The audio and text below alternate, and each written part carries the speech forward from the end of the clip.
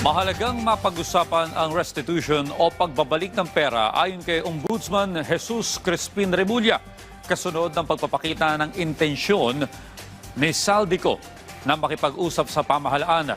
Kasabay nito, inalmahan ni Remulla ang umano'y requirement na dapat pang dumaan sa plenary para makakuha ng salin ng mga mambabatas. Yan ang ulat ni Rod Lagusan. Kinakailangang magbalik ni dating Ako Bicol Representative Saldico ng pera kung seryoso siya na nais na makipag-usap sa pamahalaan matapos na madawit sa maanumalyang flood control project sa bansa. Ito ang binigyang diin ni Ombudsman Jesus Crispin Remulla kasunod ng mga filler o pagpapatid na nais makipag-usap ni Ko.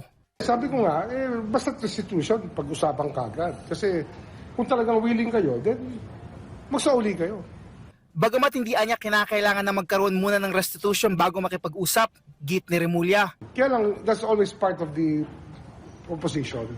Kasi kung iintay mo na ang korte ang magsasabi kung magkano isa sa uli, baka 20 taon na, hindi pa tapos yan. Tingin niya, nakarating na kay Ko ang usapin ng restitution na anya, una dapat na kailangang maisama sa usapan, kung saan wala anyang pag-uusapan kung wala namang isa sa uli. Sa kasalukuyan ay hindi pa nakikita ni Remulla na pwedeng maging state witness si Ko. Pero maaari ito mapag-usapan lalo na kung may katanggap-tanggap na dahilan para rito.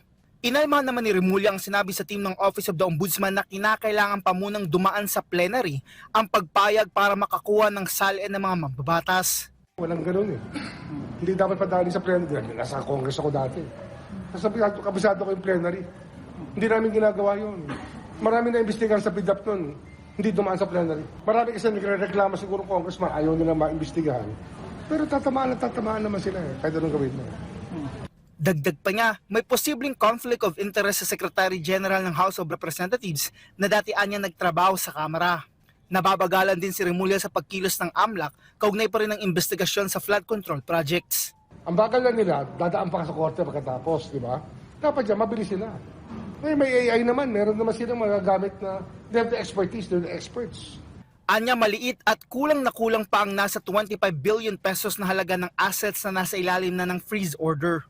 Samantala sa nagpapatuloy na bail hearing ng Sandigan Bayan 6th Division sa flood control project sa Nauan Oriental, Mindoro, sumalang si Engineer Raimundo Manalo, Technical Audit Specialist 3 ng COA Region 4B Technical Audit Group bilang witness.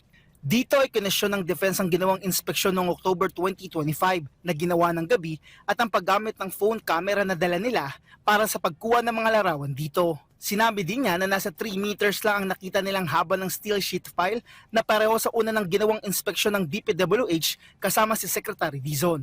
Bukas inaasahan naman na sasalang sa witness stand si Oriental Mindoro Governor Bons Dolor. Rod Lagusad para sa Pambansang TV sa Bagong Pilipinas.